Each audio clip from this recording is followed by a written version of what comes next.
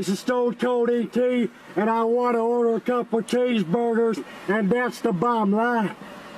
Cause you know Stone Cold E.T. like to come to White Castle, order a couple cheeseburgers to fill me up before I whoop some ass. Give me a hell yeah if you're down with Stone Cold E.T. Oh, hell yeah! Cause Stone Cold E.T. likes whooping ass. When Stone Cold E.T. rides a bicycle, I ride it long, I ride it hard, just like the Texas rattlesnake when he's done whooping Vince McMahon's ass. Give me a, oh, hell yeah. What'd you say, E.T.? What? What'd you say, E.T.? What? I said I want to order 2 cheeseburgers, and that's the bottom line.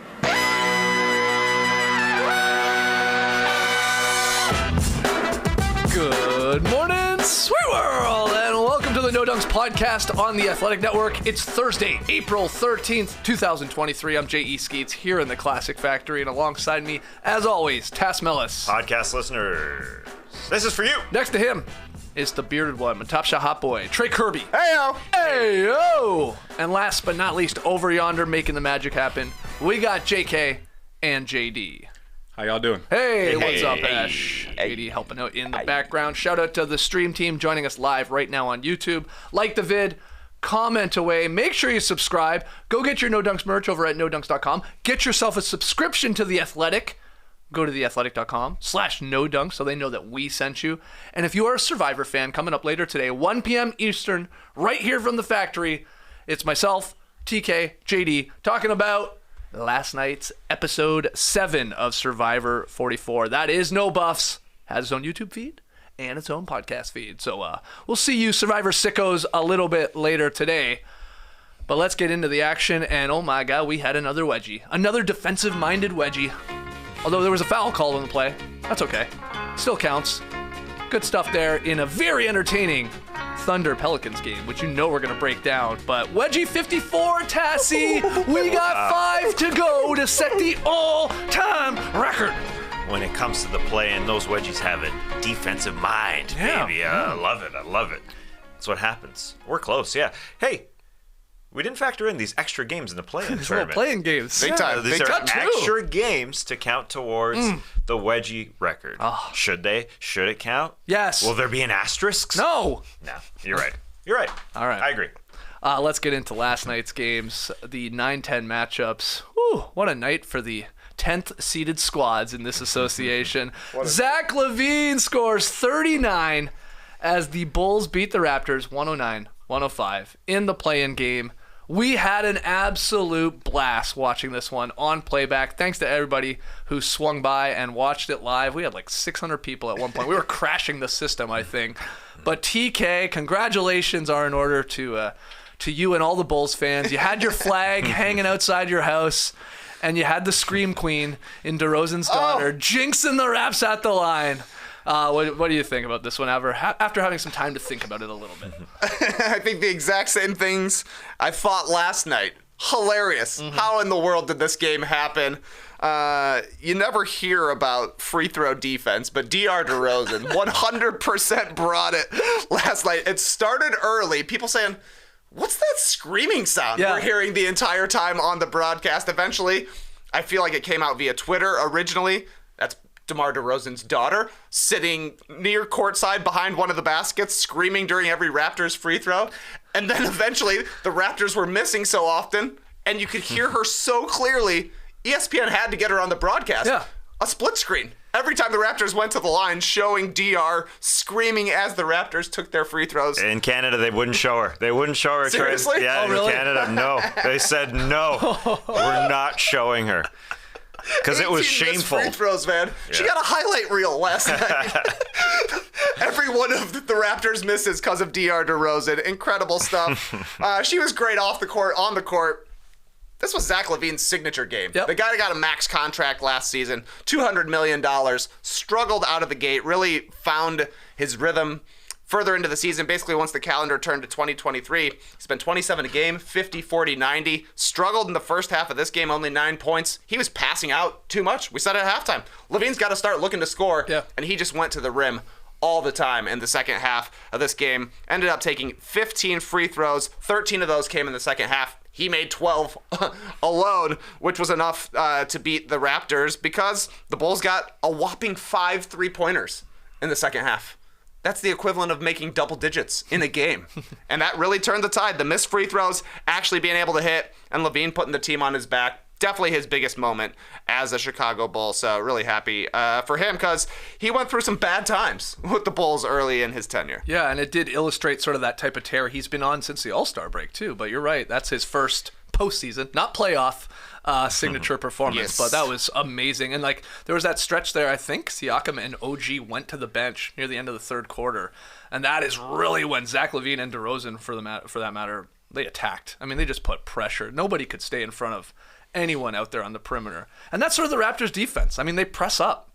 they want to like, force the action. And I wonder in a game against the Bulls, like maybe you want to, drop a little bit, make these guys shoot. But incredible game from him, like 30 in the second half. And the Raptors helped him out by missing a bunch of free throws. Sure. Yeah, I think we'll get to OKC's game. And it was sort of like Shai, what Zach LaVine did at halftime, decided I'm the best player. I'm going to turn it on. Yeah. And Zach was phenomenal, going to the rim. The other part of it was the Raps stopped guarding at the rim. I mean, they fell apart. You can look at any stat, the free throws, sure. If the Bulls lost this game, you'd say the three-point discrepancy, the offensive rebound discrepancy that the Raps won 16-8. But they fell apart in the fourth quarter. That's what they've done all season long. Yeah. That's the thing with the Raps. That's totally true. They couldn't pass the ball. They literally couldn't pass the ball. The Pascal Siakam to Jakob Poeltl pass down low, that they just fumbled, and then it goes the other way into a score. Same thing with Fred VanVleet trying to pass to Jakob Poeltl on that alley-oop. And the ugly part is the other way when it goes into a score. Like DeMar DeRozan had a sort of that semi-transition dunk on your head. That shouldn't happen in a fourth quarter postseason playoff, whatever the heck this is. That shouldn't happen. Right. Pascal Siakam got to put it wasn't Pascal Siakam. It was Precious Jewel. You got to put your face on the line. Just get your face on in DeMar's way. That dunk should not happen. And to a lesser degree, the Zach LaVine dunk. I mean, it was just a failure. If you can't pass the ball, that's what's going to happen. A monstrous fourth quarter, complete organizational failure. Let's say that. Players, coaching staff, front office, and the director of ticket sales. DeMar DeRozan cannot be sitting courtside. No. She can't be. That happened when he was a player on the team. Raptors fans, my man Dave Setton started texting me, oh, that's DeMar DeRozan. We know. She used to do that when DeMar played here. Yeah. His wife sits courtside when they played here. They're the enemy now. There should not be tickets. Handed to the opponent. Here, go sit courtside. You can be the story. Obviously, it wasn't the free throw defense that she provided. They just stunk at shooting free throws the entire game. And they were winning, right? They were winning the entire game when they sucked at the free throw line. But the fourth quarter, they literally just couldn't pass each other the ball. Yeah. Do you know where, have your Chicago Bulls sources told you where they're building the statue for DeRozan's daughter? Is it right beside MJ's in the concourse there? Maybe outside? I think it's actually in the arena. The MJ one, it stays by itself, so they're putting it by the Scottie Pippen bust. Okay.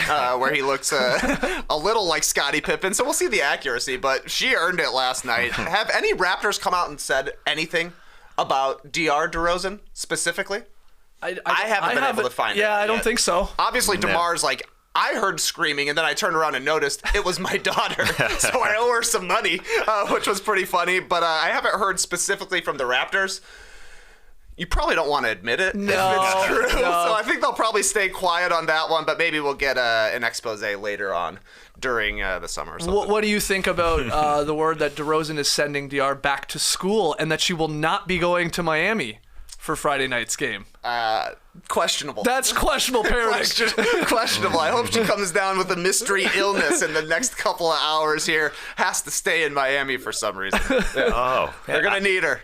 I thought I read a brief headline in the Pulse from The Athletic that she would be there. No, well, she missed school to come up to Toronto for this game, but DeMar has said, no, you're going back to school.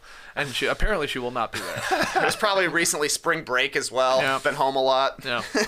Send her, though. What's insane, though, I loved how into the game she was. We talked about it on awesome, the playback. man. There's nothing more fun as a fan of a team on the road. So you go for a playoff game, postseason game, playing game, whatever, and you're in enemy territory and you're trying your best to obviously cheer your team on. She just took it to the next level with those screens. But them shooting 18 to 36 at the line in a game that is very close, Tats, they shit the bed here.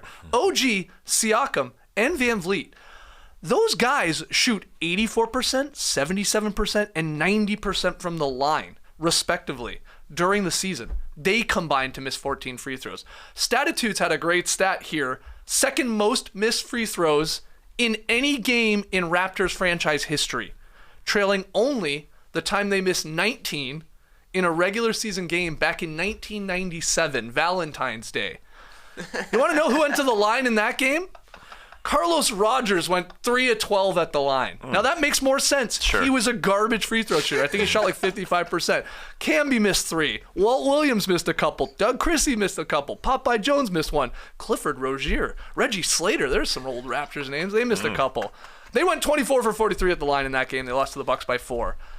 But those are some bad free throw shooters, especially Rogers. These are good free throw shooters. That's the weird part with those guys. And then Siakam having a chance to, sort of gifted a chance, I thought, to tie the game, having 3 of them. But you knew he wasn't hitting all 3. No. And the second one, he nearly, broke the rim. That was bad. It wasn't even close. So, it was wild. Super strange with Siakam because the jumper was beautiful. Yeah. It seemed like the ball was flowing off the fingers last night. But when he got to the line, the opposite was happening. 13 of 22 from the floor.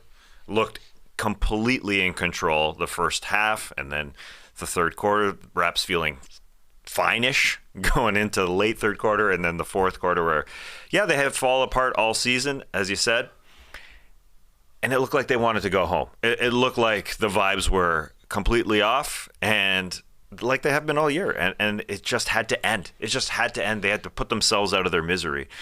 They literally, if you're not getting back, okay, you can't pass, sure, but you can't allow Alex Caruso to have a long-ass board basically no one goes to, and then the dunks on their heads. The live ball turnovers combined with not playing in transition, that was just murder. I watched the fourth quarter again because I'm a masochist, and I just had to see, because we were on playback and we were just yelling at each other. Sure. Bad, Because it was awesome. That was incredible.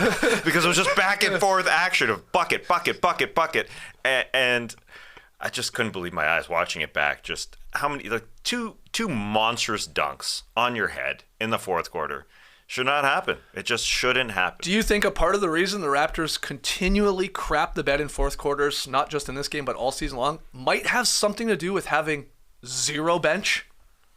And that the guys getting maybe a little gassed as the game goes on and you get into the later minutes of the game? What did the Raps bench do once again in this? Precious, okay.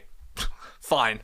Gary Trent Jr., a bit brutal. Not good. Had a great look, too. Yep. 3 on the side, wide open. I think he shot 1 of 7. Boucher, nothing. They scored 4 Farton, points Will off Barton the bench. did nothing. Yeah, 4 that's points been off the bench just in the the problem all second half. season long. And that's the thing. It's like, definitely I feel like the Raptors wore down a little bit. Van Vliet in particular, I think, was getting used and abused by LaVine off the dribble. But what are you going to do? You're going to play Trent, Achua, or Boucher more? They were doing nothing out there, which was a problem for the Raptors. And kind of has been for the past couple of seasons. Yeah, it was cool to see definitely Zach LaVine have that signature moment, like carrying his team back into the game, but then contributions, like Caruso finally hitting awesome, a 3. man. Yeah. Pat Bev on that huge rebound that was then called a foul, and that is where, Nick Nurse used the charge. Challenge. That's unbelievable. That is unbelievable. No one knows the rules. Fred VanVleet was called for a foul. Right. His coach challenged. It was overturned, and the Bulls got the ball. Right. Everyone was shocked it wasn't a jump ball at the very least. Yeah. What? Didn't something similar happen with Nick Nurse earlier this season where, he called a timeout to see if he could challenge a play? They told him he could challenge it. Oh, yeah. He challenged it, and then they're like, no, you can't actually challenge that. They wasted it. Oh, and they took it away probably. Yeah, something crazy like that happened. But yeah, that was a very weird call. That was weird. But you know, the Raptors got it back when they got gifted the one on the Caruso fouling Pascal right there at the end. I mean, I guess he never put the ball back down, so it kind of was still a shot attempt, but that was just an excitement call, I think. Let's keep it going, man. This is crazy. It was a sick rebound by Pat Bev, grabbing it with one hand amongst all the bodies there. That was nice. Before we look ahead to Bulls Heat on Friday night and get your take on that, Raptors here, I mean, this could be a huge, huge offseason. Like, Nick Nurse possibly gone. We'll wait to find out whether they move in separate directions. Does he go somewhere else? Do the Raptors want a different voice in there? Pirtle unrestricted, Gary Trent Jr., Van Vliet, both free agents as well. Extensions in play for some of their main guys. And then they need shooting. They need a bench. This, like I heard Will Liu on his post-game podcast this morning. This maybe was one of the most, like, disappointing Raptors seasons when you think, like, or worse Raptors seasons, because there is a talented team here. You see it in games, you see it in quarters and stuff like that. But then for them to be this mid 41-41 team and then losing here to a fine Bulls team who took over and took control of that game, like, that's what sucks. You're like, there's something here, but wow, it's not clicking with this squad and the direction they made at the deadline, bringing Pirtle in. So it's like they got a lot of decisions here. Oh yeah, absolutely. Busy offseason, I think. Yeah, it's bittersweet. It's tough, obviously, for Raptors fans because there were some expectations there. And it's painful. I kind of yearn for the days of Walt Williams, Clifford Rozier, and Carlos Rogers, where expectations were zero. And then you go into the offseason, well, we won 31 games. That was awesome. Now it's a disappointing season because you pooped when it came down to it. It was hard to watch that fourth quarter, for sure. There's going to be big changes because the vibes are off. Nick Nurse literally said, my shelf life is sort of done here, without saying that. If Nurse comes back, it's because there's changes in the roster, which I think are going to happen. I think Fred's moving on. I think that's the biggest part because he's the biggest free agent. That's the silver lining for some Raptors fans losing last night. It was like, there's no way this front office and Masai and Bobby Webster can look at this team and go, well, run it back. Yep. See you next year. Like, we'll get them next year. There's just no way. So maybe that starts to happen if they win this game and obviously beat the Heat and they put up a fight against the Bucks. Like, then you maybe start to convince yourself, oh yeah, we could do this. We got the pieces. But losing to the Bulls and in spectacular fashion, really, you have to go change this roster and probably, I'm fascinated to see type of deal Van Vliet gets offered from other teams, whether they keep him. Whether you should keep him at his age and like he was hitting threes, but then Van Vliet's problem is like, hey, go get us a bucket at the guard position. I mean, he had the hero pull up too in transition there late. That was a bit of a backbreaker. But then tried to be a little too much of a hero at the rim. Totally. Multiple times in this game. 1 for 9 inside the arc for Van Vliet. That's a stat, baby. Yep. But I mean, Vooch is back there. What are you supposed to do? Right. But this is a team that's been together for a long time. So there's no just, hey, let's run it back. It's impossible. You can't do that. Right. We did it at the deadline. Traded a first-round pick for this team. Yeah, we got Jakob Pertl. So I imagine the front court is going to be the same in Pertl, Siakam, and Anunoby, and the back court will be different. Silver lining also for us, we'll be fresher in the postseason. Who, you and me? Yeah. We don't have to watch Raptors games. We don't have to struggle. Great point. Yeah, absolutely. Oh, I'm still sore from last night. Anyway. Okay. What do you like your chances on Friday night in Miami? A little nervous, quite nervous. Bulls are 3-0 against the Heat. Tough to beat a team 4 times in a season, especially a team that you assume will be giving a better effort than they did against the Hawks last night, because this is elimination time now for Miami, so I'm guessing Bam and Butler will be a little bit better. Also, the Bulls have won 3 straight games and have yet to have a 4-game winning streak this season. Wow. So another strike against Chicago. But to me, it's going to play out very similarly to this game. Like, surely Miami will do what they can to take the ball out of DeMar DeRozan's hands. I thought he did a pretty solid job last night, realizing that he needs to be an effective scorer and playmaker, but still there are times when calls to get off the ball and let LaVine create. LaVine's going to have a big game. And I think Vooch is going to have his hands full with Bam Adebayo. Bam's a lot quicker than Vooch is, likes to play in transition. And he was so bad against the Hawks that you have to imagine he is coming out gangbusters against Chicago. So it's going to be a tough win. And, I assume it could be very similar to this, where like one team hits a few more threes in one half, and that kind of turns the difference. Send DR though. Honestly, send her. they have to have her at this point. I kind of think, it's like the Kings couldn't light the beam and then stop it halfway through. Yeah. They're gonna be lighting the beam in the playoffs. Get the screen. You got to bring your good luck charm. Yeah. What do you think of Friday night's game here? Bulls Miami. I think there are charter flights available for DR. I think she can get it in some hours on Friday at school and still make the game. Great call. Okay. 7 o'clock start, I think. Yeah. Easy. School's done at probably 3 at the latest. Yeah. All right, maybe they're playing us. Maybe she'll be there. Couple-hour flight. All right, let's hear what people think. Bulls and Heat Friday night. Who you got taking that one? The winner of that game obviously advances to face the Milwaukee Bucks as the 8th seed in the actual playoffs.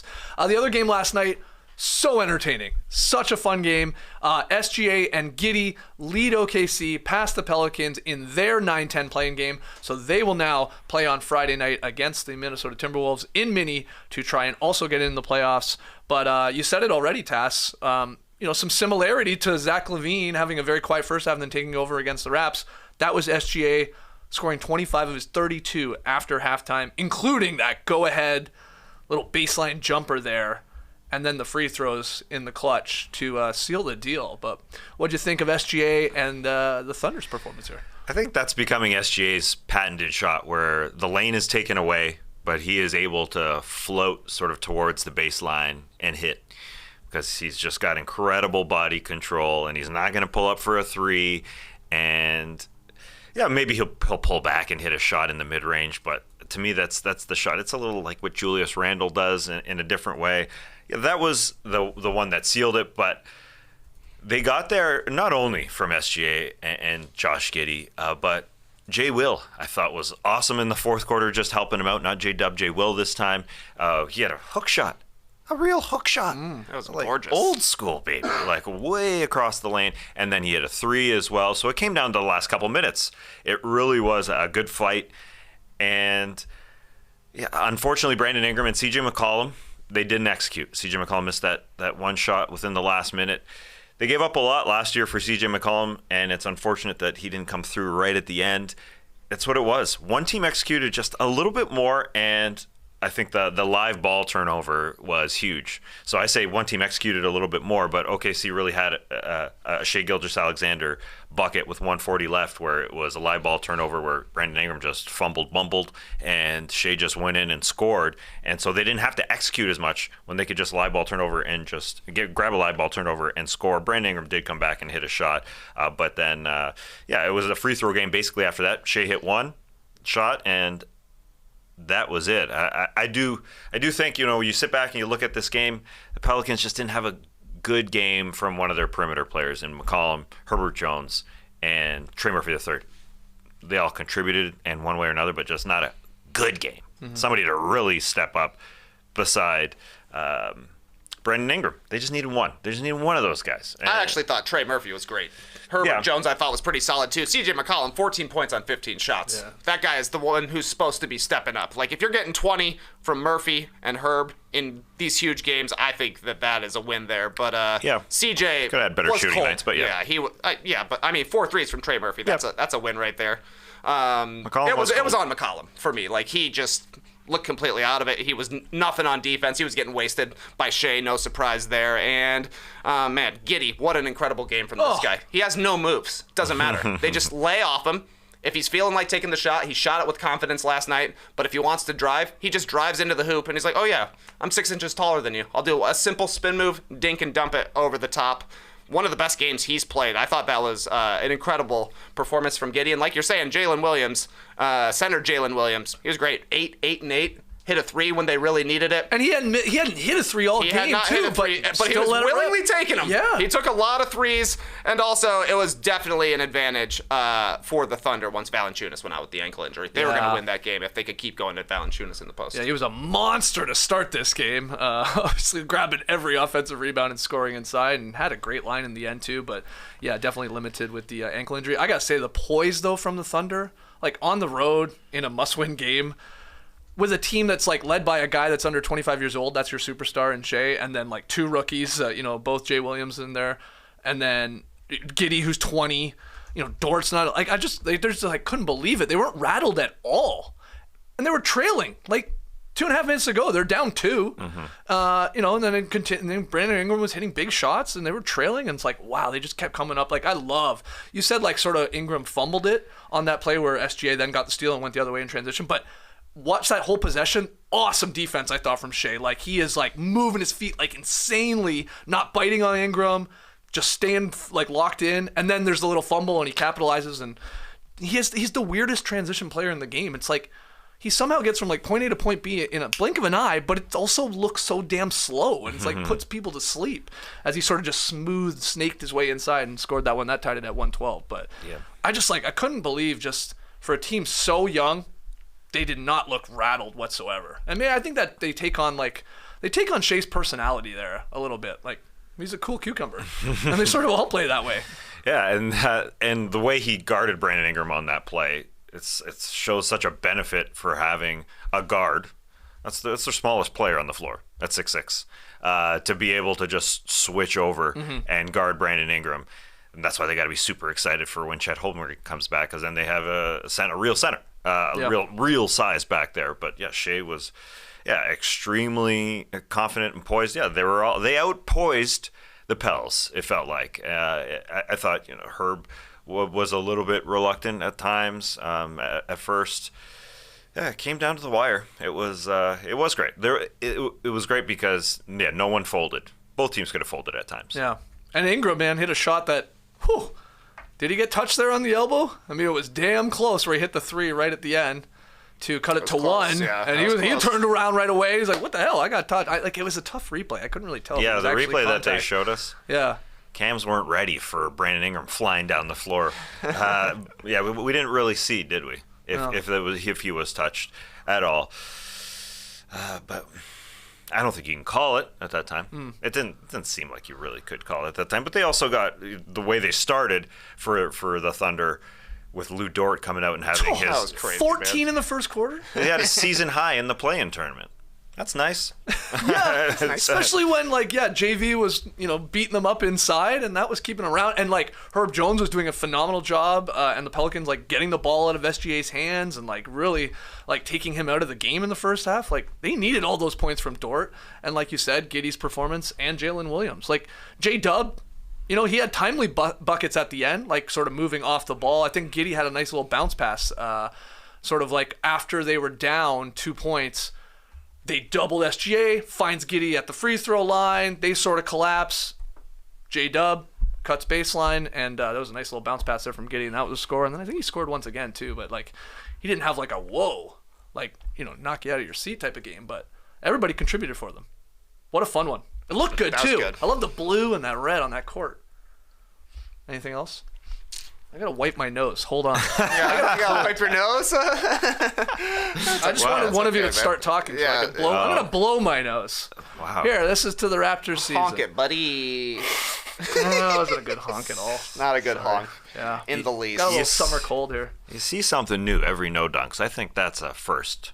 What? In the history of this show. A live blow. Well, Josh Richardson had a live blow last night.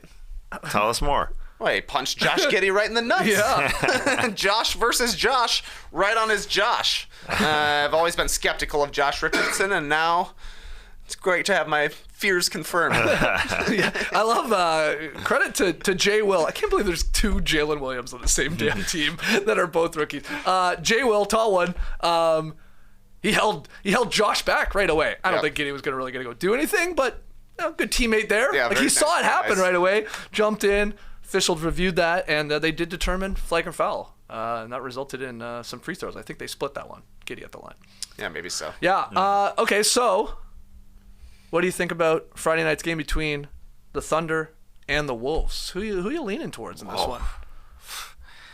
I don't really have a great answer for that one. The Timberwolves have got to play better. It's like what we're expecting with the Miami Heat, with these single game eliminations. Anything can happen. Lou Dort can drop 27 on you. Bop. What are you gonna do? And in a real playoff series, the team will respond. Like if either of these teams were playing 2 games versus the same team, we'd expect a split. And I think the Wolves just bounce back. Just like the Heat, I think, are going to bounce back. That's all I got for you right now. That's all I got. I do believe the Wolves will play more solid. They actually played solid outside of Anthony Edwards. Yeah. And when it went, They were good for 3 quarters. Yeah. Yeah. Agreed. Who are you leaning on Friday night in this one? Well, I mean, I guess the Timberwolves are getting Rudy Gobert back. Yeah. Right? Is that good? Their offense usually looks better when Gobert is not out there. They're going to need him defensively just so that Karl Anthony Towns doesn't get into foul trouble. I would be very worried about that if I'm a Timberwolves fan with the way that Shai can draw fouls, though I feel like he got more of a postseason whistle last night compared to what we saw in the regular season when we would take 10 free throws a game. Anthony Edwards has to be better. Yeah. Like, he has to at least approximate what SGA is doing from that standpoint. I think the Wolves are likely favored, but, I mean, that was a disappointing end to their loss against the Lakers, how disjointed they looked in the fourth quarter. It's very easy to see a world where SGA is the best player on the court, especially if we're not getting a solid performance from Edwards, if he's hurt with his shoulder or anything like that. So, cat fouls, as usual, something to watch here. I don't know. If he's able to stay out of foul trouble, that's a huge advantage for them because Cat should be able to eat against the Thunder, I would think. And also, if Chris Finch decides to run a play, I think would be very, very helpful in the fourth quarter. Fourth quarter Finchy. Yeah. What shall he do? But Gobert will help the Cat stay out of foul trouble. Most likely. Most likely, yeah. Being on the floor. I guess I'm leaning towards taking the Thunder. All what you guys said is correct, though, with probably the guys bouncing back. But, like, I'm just looking at last night's game. Herb Jones is, like, an elite defensive player. Like, he was trying his ass off. On SGA a lot of the time. Again, quiet first half. SGA wasn't really forcing the action, finding the open man. But, like, who the hell? If, like, SGA comes into Friday night's game with, like, I am the best player on this floor and I'm going to take over this game very early, like, no McDaniels really hurts the Timberwolves in terms of, like, perimeter defense. I think SGA could have a monster game on Friday night here. That definitely, I mean, you would love to have McDaniels if you could, but Anthony Edwards can hang. Yeah, athletically. He did a really solid job on LeBron, and obviously LeBron's got a lot of size on Edwards. Yep. So Edwards can bring the athleticism and the strength to SGA, but it's going to be a matter of if those two guys get in foul trouble. That's bad for the Wolves, Edwards or Cat.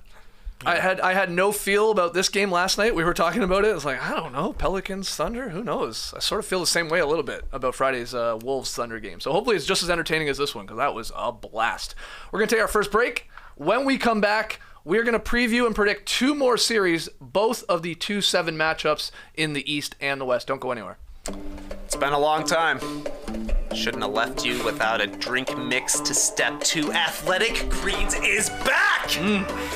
If you're looking to get better gut health, more energy, or a stronger immune system in a really easy, natural way, you gotta check out Athletic Greens.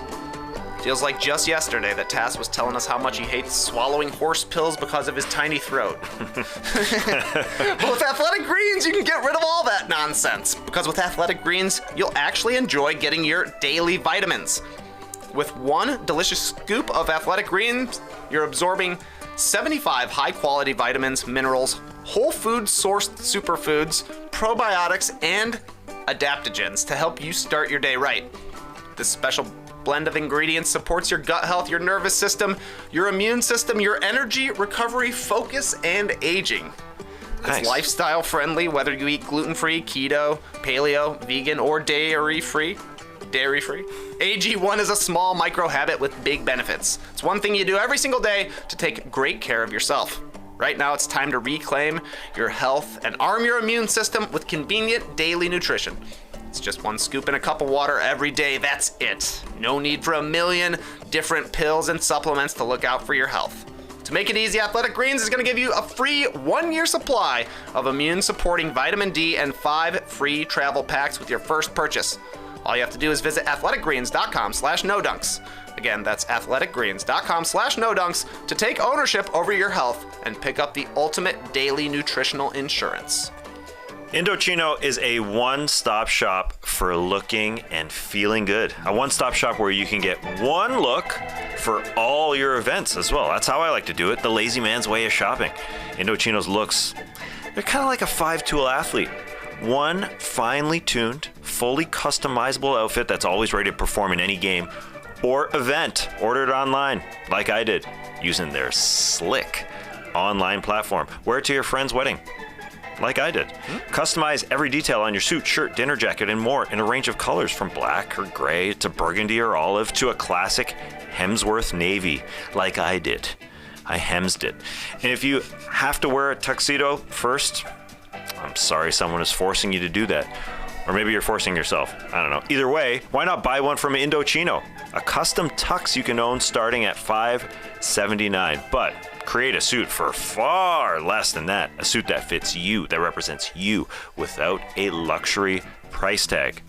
RSVP knowing you've got the perfect look all wedding season long from Indochino. Go to Indochino.com and use code NODUNKS to get 10% off any purchase of $3.99 or more. That's INDOCHINO.com, promo code NODUNKS. Hey, back in the Classic Factory. If you're joining us live, we love it. Thank you so much. Hit the like button and make sure you subscribe. Share the show with your friends. We podcast Monday through Friday, every day at 10 a.m. Eastern, and then a whole lot of short-form content as well. Our guy Jerome was down in Jurassic Park last night. Got a fun little video of him talking to Raptors fans coming up soon. We'll post it right after this show. Yeah. One word to describe the Raptors season. Poop. What do you got? All right. All right. 2-7 playoff previews here. Let's start in the Eastern Conference. It's a hot conference. The Celtics will meet the Hawks. One of my top 2 conferences. In the first round of the 23 NBA playoffs, Game 1 set to take place Saturday afternoon in Boston. Celtics locked up the number 2 seed in the regular season, winning 57 games. And look at them on both sides of the ball there. My God.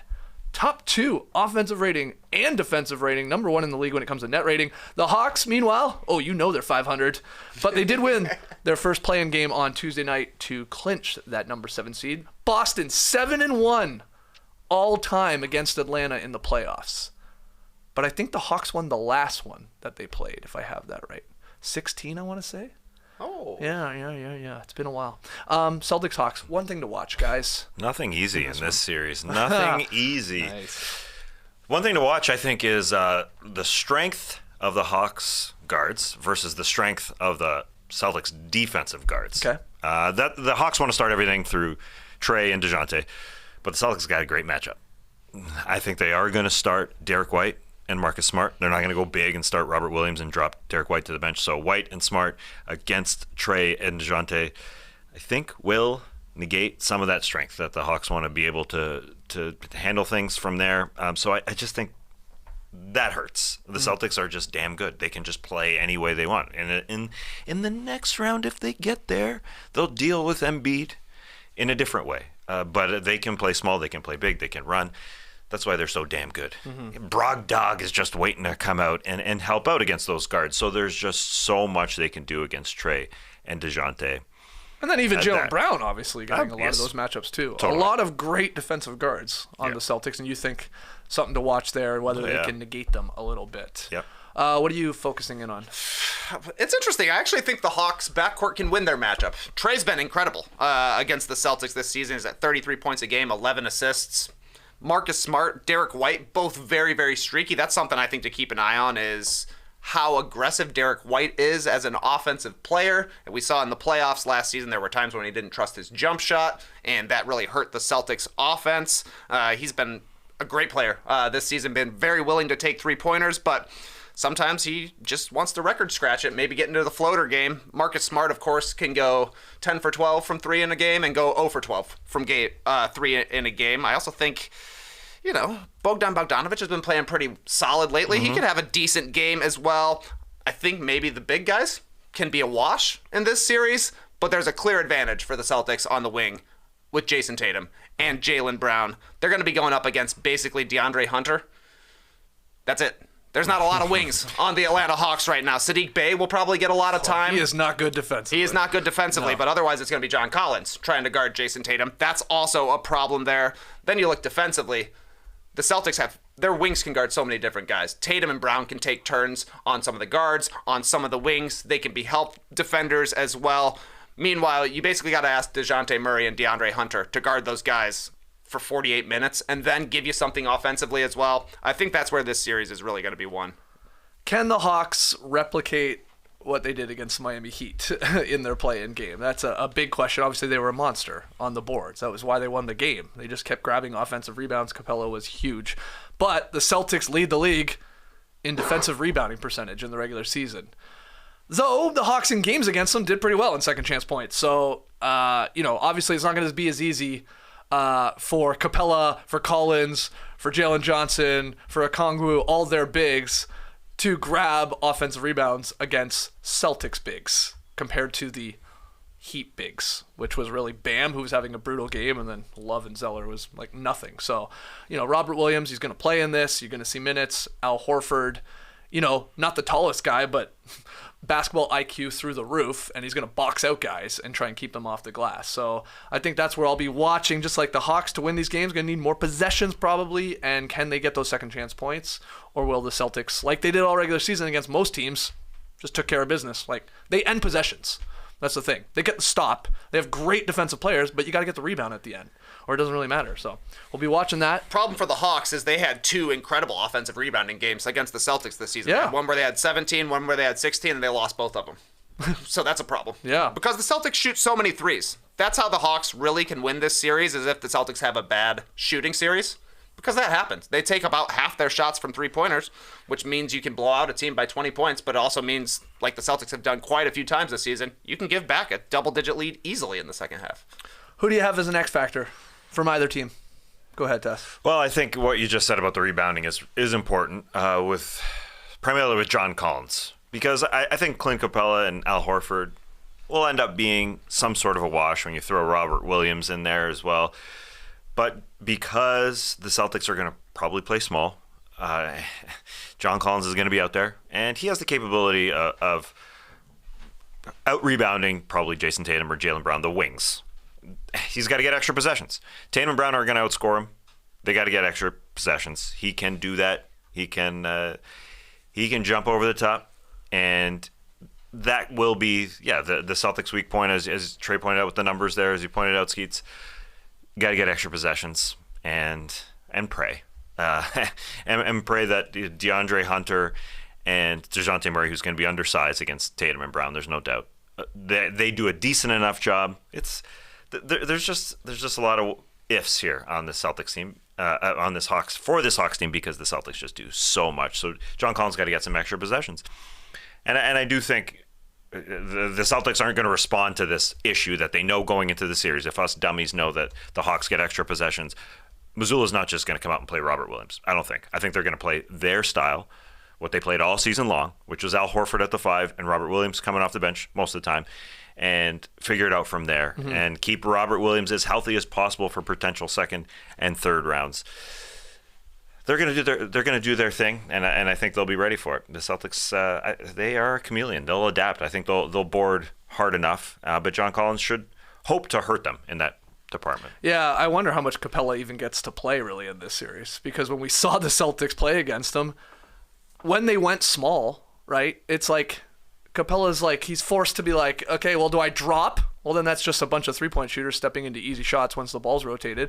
Or, you've got him in a bunch of action, and that's not his strong suit. So I wonder, that's going to be a decision for Quinn Snyder. You want him in there, Capella, because you want these chances at extra points or rebounds and stuff like that. But if you can't play him, you can't play him, and that means John Collins and more Sadiq Bey and guys that can at least maybe shoot with the Celtics bigs like Horford, who's like the best three-point shooter in the damn league. Made a ton of clutch threes. Yeah. Atlanta pedigree as well, so he's not going to be scared when he's down here in the fortress.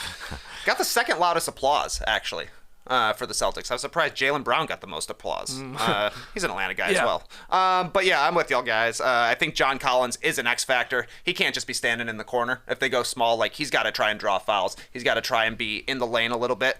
Sadiq Bey, huge X factor here. 36% career three-point shooter. Somehow shoots 50% in 12 career games against the Celtics. There you go. Like, he's just a Celtics killer. So if he has a hot series, that definitely helps. And then from the Celtics side, I am going to be seeing if Derek White wants to shoot the ball and can shoot the ball. Probably more of a concern long term, but he was 31% from three in the playoffs last season and at times became unplayable.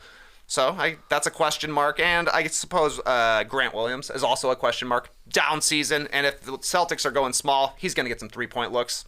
Knocked him down against the Bucks last season. Let's see if he does it. I love like when we get into these like previews and then ultimately our predictions, like, you know, we're trying to find these guys that are going to make a difference in a quarter or a half. Like, we're talking about 6th, 7th, 8th man sometimes, but like we do sometimes just gloss over the fact, yeah, Celtics have Tatum and Brown. That's basically 60 points in their sleep. And then can Trey and DeJounte Murray as their two guys, can they match them? You know, can they have at least 4 out of 7 games where they're like the better or at least equivalent duo on that night? Unlikely. Can they do it a couple games? Maybe, but like that, like all these things we're talking about, it's like, Jesus, how the hell do you stop Tatum and then Brown? They don't have the matchups. That's the problem. Hunter and Murray. Murray's just too small. That's the problem. Prediction time. Who do you got? Celtics, Hawks, how many games? Well, yeah, sticking with that, the Trae Young and DeJounte Murray have to outscore the Celtics bench as much as the Celtics wings are outscoring the Hawks wings, and I just don't see that happening. The Celtics guards are just too good, too deep. I got the Celtics in 6, and I think that's reasonable. The Hawks are playing well, even despite, you can just say it's one game, but before that, they were playing well. They're 5-2 in their last 7. It was real. They were playing deep. And I know the Celtics are extremely deep, but the Hawks are bringing guys off the bench. We haven't mentioned Jalen Johnson, who I'm sure is going to play in this athletic type guy. They have enough. They have guys to roll out there, but it ain't enough. Okay. Celtics in 6. Who do you go? Yeah, unfortunately, I think I'm Celtics in 6 as well. Like you mentioned, Tass, this is the Zaza Pachulia series. It would be great if this is going to a Game 7, baby. But for as foolish that the Celtics can be, as streaky as they can be with their three-point shooting, it probably evens out over the course of time. So yeah, Celtics in 6. I believe we have ourselves a gentleman's sweep on our hands here. Oh, geez. Yeah, I'll take the Celtics in 5 and the gentleman's sweep for those that don't know. We define it as you win the first 3 games, and then as a gentleman, give the 4th game at home to the team losing in the series, and then you take care of business in 5. I could see that happening here. Hopefully not, because I love when the road team takes one of the first 2 games and it feels like you have a series immediately. I'll be in Boston, hopefully for Game 2 with some Hawks fans, so maybe that one's entertaining, but Beantown boys, a little too much here for Atlanta, and I do think we might get caught up at times. You're right, they ended the season in style, but this is a very mid-Atlanta Hawks team. And like we get caught up in like, man, they just crushed the Miami Heat. They looked awesome. And it's like, yeah, now they're playing the Boston Celtics. So I'll go Celtics in 5, and a little tip of the cap to Schumann for this stat. We showed you that graphic, Celtics ranking 2nd in both offensive and defensive efficiency in the regular season. Just the 3rd team in the last 27 seasons to be top 2 on both sides of the floor. That's since we've had like the play-by-play data to do it, 27 seasons. The other 2, 14-15 Warriors won the chip, 16-17 Warriors won the chip. I guess I'm like, I was shocked by that top 2 on both sides of the ball. That's a damn good team. And maybe it's weird because they're not the number 1 team in the Eastern Conference. Yeah. I mean, those Warriors teams had the MVP and Defensive Player of the Year. Yeah. So that helps. All right, Celtics in 5 for me, Celtics in 6 for these 2 guys. The stream team is saying we're being too nice. Yeah, maybe. We're being a little bit too nice to the Hawks here. I'm giving them these games. Maybe so. We're giving them 1 extra game. Okay, I guess the stream teamers think that the Celtics could very well sweep. Yeah, it's definitely possible. That's possible. They're a good team. They're a great team. Let's hear from everybody in the comments. Who do you have? How many games? Celtics, Hawks. Let's move over to the Los Angeles Lakers going in to play the Memphis Grizzlies Lakers turned around a disappointing season. They knocked off the Wolves in an overtime rock fight to earn that number 7 seed in the West. So now we got LeBron and Anthony Davis and co. meeting up with Ja Morant and the Grizzlies in that 2-7 matchup that already has some notable bad blood between these two teams. Can't wait for Dylan Brooks to go against the Lakers and to hear what he says after every game. But what's one thing to watch? Trey, you get us started on this one. Lakers Grizz. One column to watch, Skeets, and that's the personal fouls column next to Jaren Jackson Jr.'s name, because that is going to be key for the Grizzlies. Jaren staying on the court. We know LeBron and AD live in the lane. The Lakers are a team that has drawn a ton of fouls lately, so many free throws. Austin Reeves has had like 10 free throw games. That's the MO for the Lakers, is getting in the lane, scoring points in the paint. No Steven Adams, no Brandon Clark. Xavier Tillman's done a solid job as the spot starter here, but that's going to be a guy that the Lakers are trying to get into, draw some fouls on as well.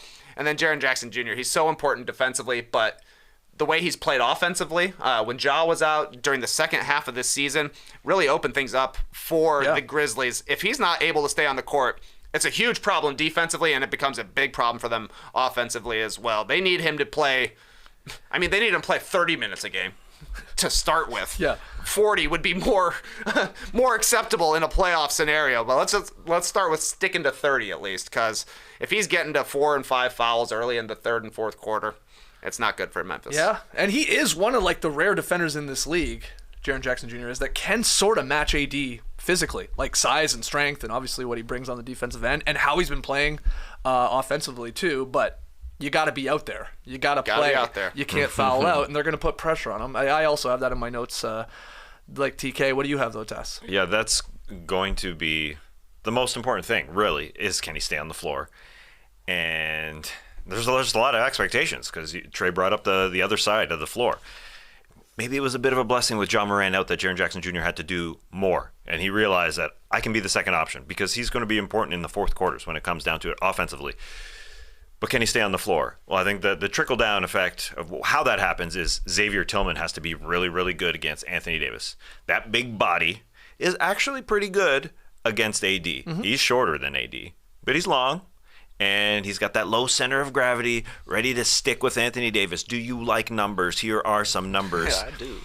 AD shooting only 36% against Tillman, specifically, according to Second Spectrum, and Tillman pushes him out. That lower body strength is important. Yeah. AD's... He'll start to settle sort of for jumpers. A little bit, there. yeah, because his shot distance is almost 13 feet when playing against Tillman, according to Second Spectrum. Sirat Sohi, great breakdown on the ringer of that matchup and of this matchup in general where we got so much juice, so much bad blood, as you said. Yeah. Will the Grizzlies come out dancing to Taylor Swift instead?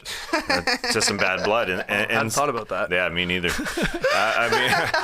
Until you said bad blood. Yeah. You dropped the rock set reference yesterday. Sure did. There we go. Current reference. Let's drop a Taylor Swift. Listen to your heart, Tess. I'm going to listen to my heart. I do think Xavier Tillman is super important in this series, especially because Adams is out, because Brandon Clark is out. Who the heck is in this rotation afterwards? Santi Aldama comes in, and then they get teeny tiny. But Xavier is going to start on AD and hopefully keep him away from Jaren Jackson Jr. as much as possible. Do you think the Grizzlies are being completely overlooked by casual fans and maybe even NBA fans with what happened with Ja Morant during the season, injuries in play, now drawing the Lakers, who are playing, the best basketball in the West since the All-Star break? It feels like this is a 2-7 matchup, but the Lakers are the 2 seed and the Grizzlies are a 7 seed, where it's not, obviously. Yeah, you're probably right. The Grizzlies kind of as an on-court product have been a little bit overshadowed this season, certainly by what happened with Ja off the court, but they've had so many injuries this year that it kind of feels like they've taken a step back as a contender. And like you're saying, we're looking at the bottom half of the Western Conference bracket much more than we're looking at the top half so far, but I think this can be an okay matchup for the Grizzlies. Yeah. It's not like the Lakers are really going to be beating them every single night from outside. So I think Desmond Bane's shooting becomes important. Luke Kennard has been on fire since joining the Grizzlies. His shooting's going to be important, as will Dillon Brooks. And then the Lakers turned the ball over a ton. They had a ton of stupid, just dumb turnovers against the Timberwolves, LeBron included, and that's exactly what the Grizzlies want to do. Force turnovers, get out in transition. The Lakers never get back on defense in transition. So I think if the Grizzlies are able to turn over LA, they will be able to score pretty effectively. And it's also like, it's not like the Grizzlies are, like the Sacramento Kings, where they haven't been in the playoffs and they don't know what it's like and how the whistle is in these games. Like, Grizzlies are like, they're like trying to do the progression thing here, right? 2 years ago, it's a lose in the first round. Next year, it's to get to the semis. And then it's like, they've been in these games. They've obviously had big playoff series here already with the same coach and for the most part, the same sort of team.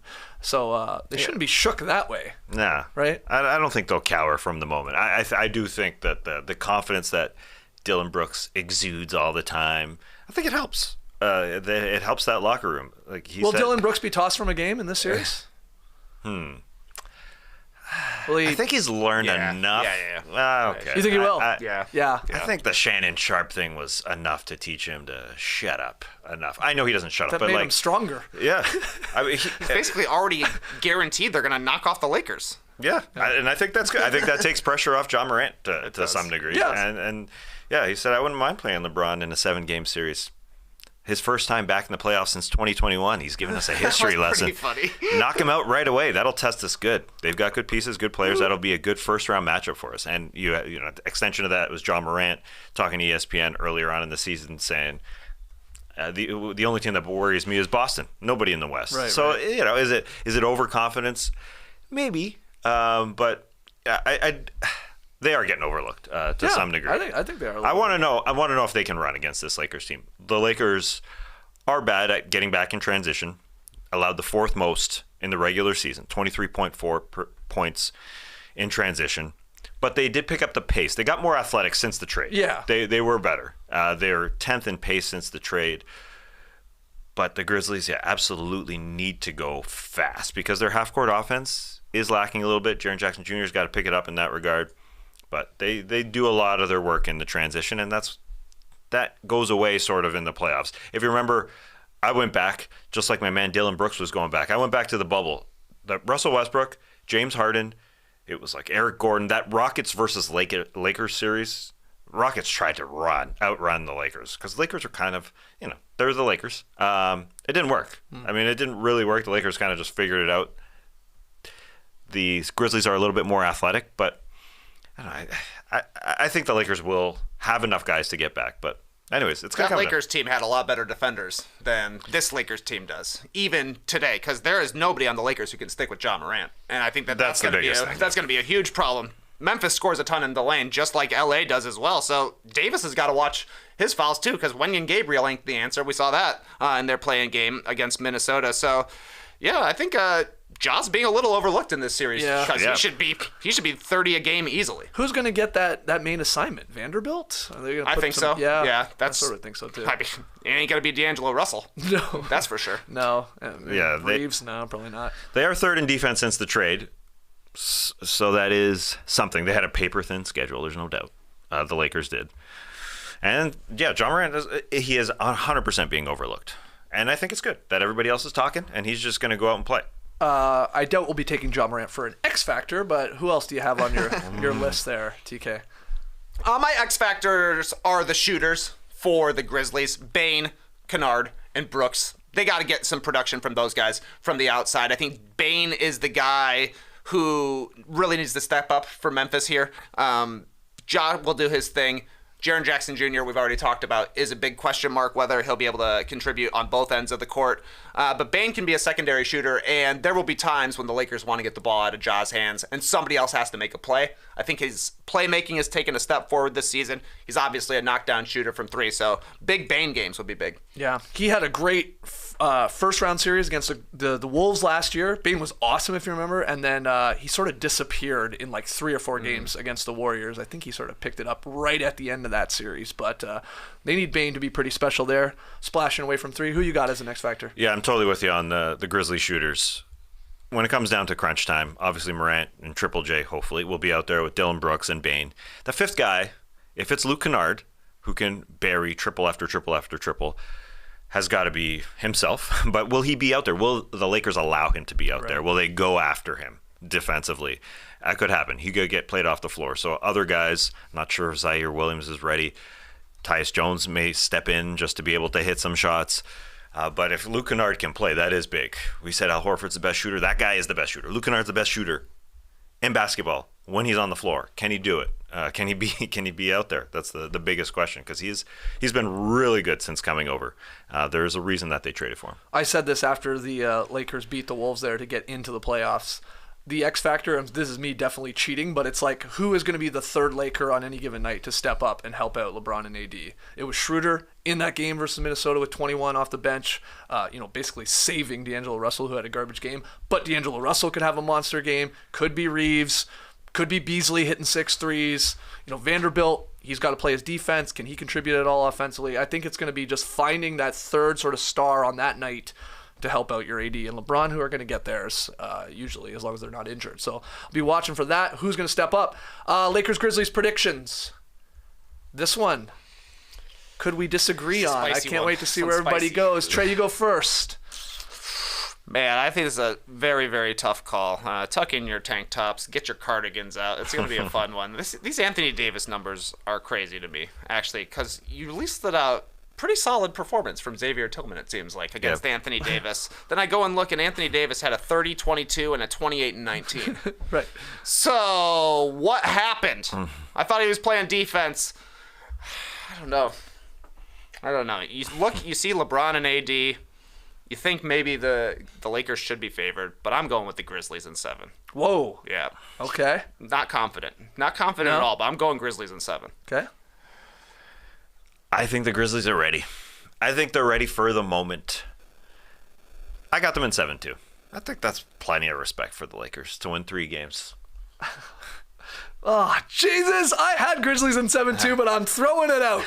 I'm swerving if you guys are taking it. Give me Lakers in 7. LeBron on the road, in the grindhouse. Dylan Brooks shooting 5 for 23 in Game 7, tapping him in the balls, getting kicked out, something like that. Look, we're getting out here as we think this is going to be a very, very tight series. I believe someone or 2 people or 3 people will be tossed at some point in this series because emotions will be running high, and it should be fun as hell to watch and break down here on the show. I'll go Lakers in 7. Because I can't have us all go on the same side, right? It also feels like a coin flip when you get to a Game 7. Sure, take LeBron on the road, why not? Let's hear from you guys though. Grizzlies, Lakers. You think the Lakers are going to wax them? Some people do. Some people think the Grizzlies are going to wax them, and the Lakers are completely overrated. Some of us, like all 3 of us here, think it's going 7. Let's hear from you guys. Drop your predictions in the comments below. We're going to take one more break, and when we come back, tweet of the night. Don't go anywhere. When it comes to saving money as a small business owner, every little bit helps. And No Dunks, we speak from experience because we're a small business, a small classic business. And while we don't have to ship a lot, when we do, we turn to ShipStation because it gives us access to discounts of up to 84% off USPS and UPS rates. That's more money for mics, lights, and that fantastic poo-pourri toilet spray. TMI? Please. 1 bathroom here in the factory for a bunch of dudes? ShipStation helps benefit our shit station. That's a win-win. The best thing about ShipStation is all of your shipping is handled in a single dashboard. They effortlessly integrate everywhere you sell online, including Amazon, Etsy, eBay, Shopify, and more. You manage every order from one simple dashboard, automate routine shipping tasks, print shipping labels, and easily compare rates and delivery times to optimize every shipment. ShipStation, more efficient than the Joker, baby. And with enterprise solutions that make warehouse optimization easy, ShipStation scales when you do. So worry less about the bottom line when you save money with ShipStation. Go to ShipStation.com and use the code NODUNKS today to sign up for your free 60-day trial. 60 days! That's ShipStation.com, Code NODUNKS. All right, back here in the Classic Factory, let's get to Tweet of the Night. Tweet of the night. Wow. Twitter. All right, little backstory before we get into the actual tweets. Spencer Dinwiddie, Kyle Kuzma. You might remember, they overlapped by a few months on the 2021-22 Washington Wizards before Dinwiddie was traded to Dallas. Then, after the Mavericks lost to the Wizards this past January, Dinwiddie said of his former team, quote, "They're over there trying to get paid, not trying to play winning basketball." Okay, end quote. Kuzma, obviously still on the Wizards, he fired back, tweeting, "The funny thing is they don't play winning basketball." And then a bunch of emojis, including a clown emoji. The most disrespectful emoji you can put on someone. That one hurts. That one definitely hurts. So, months passed. This was January, okay? The beef cooled. It just sat on a plate. Gotta let beef cool. That's right. Get it to at least room temperature. But then, this week, Dinwiddie appeared on the Run It Back show, the podcast. Shout out to Michelle Beadle. Shout out to Shams, Chandler Parsons, and Banksy? Bansky? No, Banksy, the artist. Yeah. On Run It Back, he got re-engaged into talking about Kyle Kuzma. And here's what Dinwiddie said. He said, "If we look at him and the way he approaches life, fame, and all that stuff, we can see that his priorities tend to vary. That's why he dresses the way he does, approaches basketball the way he does, the comments he makes. You're probably not even a third star on a good team, because if you were, the Lakers would have kept you." Jesus. This is Dinwiddie sort of going in once again on Kuzma. Asked about it on the Run It Back podcast. But an inspired Kuzma took to Twitter pretty quickly. And he had a thread, guys. We're not going to share every tweet, but the first three. First one, okay. So since I'm so famous, in quotations, he ats FanDuel TV, Run It Back, and ats Dinwiddie himself. Let me give you all some clout. Oh. I'm usually unbothered by things on the internet, but I will not allow this delusional guy to continue to talk about my teammates and I. And then here's a thread. Laughing emojis, of course. First one, insecurity is loud. The Wizards and I have so much real estate on Shitty Island. This guy got signed by a team 60 MS? What did he mean there? Mil. 60 million. And was traded before the following season was over. Next tweet in the thread. This is Kuz. "What in the world have you won in this league? LOL. You've been bounced around like a basketball, my boy." More crying emojis. And then that was it. We'll call it there, because there was like 3, 4, 5, 6 more. A bunch of other tweets. But we don't need to read them all. What did you think about this being reignited here between Dinwiddie and Kuzma? Well, they go at each other a lot. Kuzma has shown some restraint, I think, until this moment. He said, "I can't let him talk about me and my team. That's enough." So I'm fine with this. It's not like they do it all the time. I mean, it's happened. Months. Yeah, it's happened. Yeah, twice this season, and this one resulted in a very well-formatted thread. I'm pretty happy with Kuz. Yeah, it was impressive. Well formatted, some typos in there for sure. Absolutely, but, yeah. He He doesn't have Magic Johnson's writer sitting beside him. He did that himself. Yeah, the MS. Is it milliseconds? It's millions. I get it. But well, a lot of NBA Twitter thought someone was a ghostwriter for these. Shitty Island. Shitty Island. you don't think Kyle Kuzma can come up with No, of shitty? course I do. He's been talking trash. That was a Kuzma invention, I do believe. Yeah, they've been talking trash about him in the locker room for months. I think they could have come up with shitty. Right. Guaranteed after Spencer got traded, that's what they called him in the Wizards locker room. 44 games together. These guys totally hate each other. Ghostwriter-wise, I think the part when Kuzma refers to the Nets record with KD and Kyrie as 34 wins before the trade and only 11 and 13 after the break or whatever he says. That to me was very ghostwritery, but every time I look back on this in the past 12 hours, there's like a new part of it that's my favorite. First of all, It was a thread. Yeah, it's just hilarious. I went a 6-tweet thread to talk about Spencer Dinwiddie. Din Shitty Island, great line. The next one that caught my eye was when he called him my boy. Yeah. Ooh. You've been Yeah, that was bouncing bad. around like That a basketball, my boy. My boy bounced around like a basketball. But today, Skeets, the one that got me was just in the first tweet when he calls him this delusional guy. Pretty funny. This delusional guy. Yeah. Oh, man. Yeah. Kuzma versus Dinwiddie. And then, one of my other favorites, he went on to say the crypto market. He said that Spencer wanted to get paid in crypto. The NBA didn't allow that, and basically calling him out for crypto. He's like, check the markets. Yeah, check the markets, pal. You dummy. I think he went up yesterday, though. Yeah, it's gone up. He's actually raging right now. But people were 30K. pointing out, like, Kuzma had, like, some NFT shoes or something in the metaverse, or I don't know, in Web3. So I don't know. Maybe Dinwiddie could come back with that. It's incredible. Dinwiddie's about to play in a playoff series. Yeah, as a number 2 option. He's like got to get ready to try and guard Maxey or something like that, man. Like, he's got a series coming up. And then Kuzma's just waiting to get paid, which was one of the tweets too, right? He said he's getting the bag. Amazing. I'm not going to get paid in crypto, that's for sure. No. What did he, as far as basketball-y parts, Kuzma went at Dinwiddie and said, you can't be a second player on a good team? Like a second option on a good team? Was that I didn't watch Dinwiddie's. Yeah, it was a interview. big clip. So did he call himself a second option? Because then Kuzma calls him a second option in quotes, more like a second point guard. Is basically what he says. Yeah. Got him. Got him. Anyways, the winner is obviously FanDuel TV. Yeah. Yeah, big. They got added.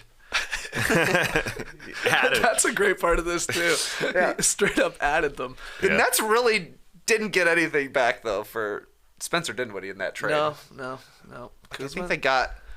Yeah, it was a huge trade, and I think the Nets shipped out Dinwiddie, and all they got back was a 2024 second rounder and 2025 second rounder. Wow. Is that it? Well, I guess though they did the deal. I don't know. It's hard to say. August 6, 2001. This is like a brick of text in this in this trade here, and just all the most random dudes of all time. Don't worry about it. Kuzma will bring it Yes. up in his next Twitter thread. He'll have that whole paragraph, I'm sure, when they go back and forth. Kuzma's going to have to be... he did end it with saying, like, go Sixers. So he's well aware, of course, Dinwiddie is playing Philadelphia. Kuz is going to be chiming in every game, awesome. is he not? Like, anytime Dinwiddie has a bad game Totally. or something like that, you would think so. Well, he has shown restraint, is all I'm saying. Well, yeah, in Kuzma's Like, it defense, took months, Dinwiddie obviously. is starting to this both times. Yeah. He has. That's true. Yeah, and Kuzma, I mean, there was a little build up there, obviously, with a 5-tweet thread. Like that didn't just happen. Like there was obviously some animosity, but I do think a little restraint. Yeah. No restraint with the outfits, but restraint with the tweet fingers, I would say. Who won the Dinwiddie-Kuzma round 2 beef? Who won the FanDuel? Run it back. I'm glad I picked over 5 tweets for Kyle Kuzma's thread. Oh, you hit that on Actually, yeah, it was FanDuel? 5.5. I saw. So I went over. It was great. Good for you. Way to make that money. Yeah, you made some Banksy or some Bansky. Bansky, apologies. That's KD's guy, right? That's his boy, his buddy. Yeah, they do The podcast the together. ETCs. Is that what it's Yeah, called? et cetera. Can't wait to read the article about that on The Athletic. What's Banksy doing?